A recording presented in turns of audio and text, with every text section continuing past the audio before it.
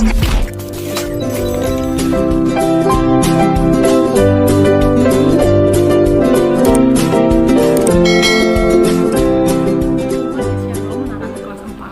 kabarnya? Tentunya anak-anak tetap semangat. Nah, untuk pembelajaran hari ini anak-anak kelas 4 sudah masuk di materi 2, yaitu Allah hadir dalam hidup manusia. Yuk mari kita mau belajar. Allah hadir bukan hanya ketika kita diciptakan, tetapi juga di sepanjang kehidupan manusia di dunia ini. Manusia diciptakan Tuhan sebagai makhluk yang paling sempurna. Cara Allah menciptakan manusia berbeda dengan cara Allah menciptakan dunia beserta isinya. Kalau dunia beserta isinya, jadi ketika Tuhan menciptakan dunia beserta isinya itu dengan berfirman. Tetapi ketika Tuhan Allah menciptakan manusia itu dengan berkarya. Maksudnya dengan berkarya itu adalah pakai bahan, gitu ya. Dalam kitab Kejadian pasal 1 ayat yang ke-26 sampai dengan 27, kemudian kitab Kejadian pasal 2 ayat yang ke-7 dijelaskan bahwa Allah menciptakan manusia dengan karyanya. Dibentuklah manusia dari debu dan tanah, lalu dihembuskan nafas hidup ke hidungnya sehingga ia hidup. Manusia diciptakan menurut gambar dan rupa Allah, itu disebut dengan imago Dei. Artinya manusia diciptakan dan dilengkapi dengan sifat-sifat seperti Allah, yaitu kasih, kesucian, keadilan, dan akal budi. Oke ya, kemudian ulang bahwa ketika Tuhan Allah menciptakan manusia itu dengan berkarya, ya, jadi pakai bahan.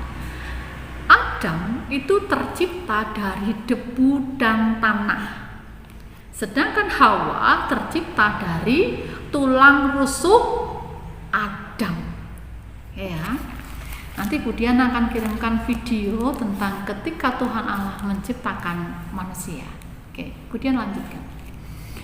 Allah itu kasih, maka manusia harus saling mengasihi seperti ajaran Tuhan Yesus dalam kitab Matius pasal 22 ayat yang ke-37 sampai dengan 40. Mengasihi Tuhan dengan segenap hati dan mengasihi sesama seperti mengasihi diri sendiri. Oke, kemudian akan kupas satu persatu ya. Iya, sifat-sifat Allah yang diberikan kepada manusia adalah kasih, kesucian, kemudian keadilan, dan akal budi. Nah, sifat yang pertama adalah kasih.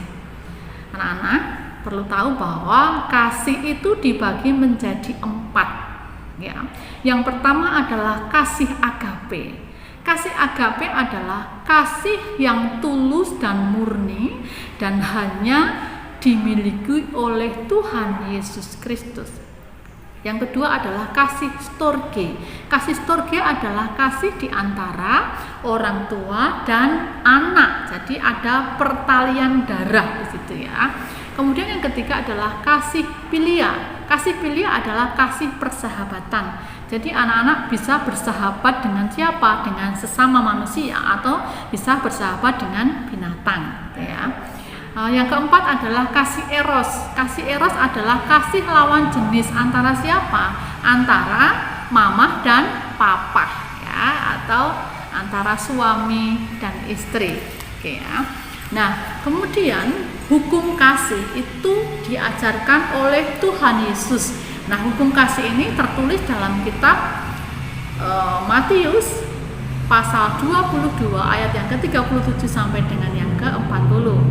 Bunyi hukum kasih adalah yang pertama, kasihilah Tuhan Allahmu dengan segenap hatimu dan dengan segenap jiwamu dan dengan segenap akal budimu.